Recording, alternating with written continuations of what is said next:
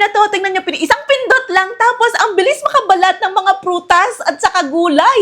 Ayan o, totoo kaya? Gayahin natin.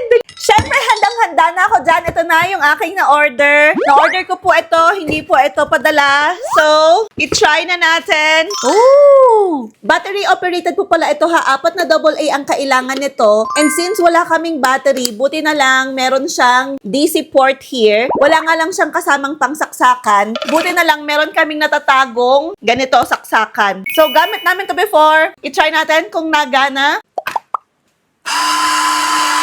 Yes! Gumagana. Okay. Nag-stop siya, guys. Bakit ka nag-stop? Okay. Nalak lang siya, nalak. Panic mode. So, again, battery operated po ito. At kung wala kayong battery, pwede namang desaksak. Gamit lang kayo nung DC. Ayan, DC po yung port niya. Okay? Wala tong kasamang pangsaksak. So, you have to bring your own.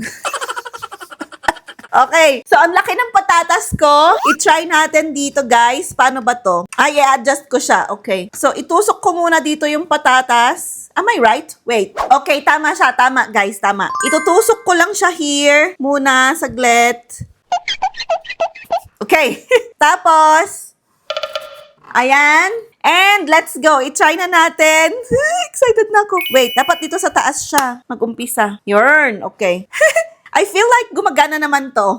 Okay, hopefully cross fingers kasi minsan din natin alam, minsan akala natin gumagana, yung pala hindi, at yung akala natin hindi gumagana, gumagana pala. Ang dami ko na namang daldal, so i-on ko na, andi dito yung power button.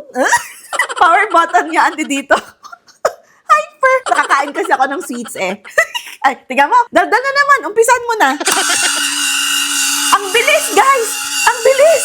Tingnan nyo! Ang bilis niya! Hindi talaga mas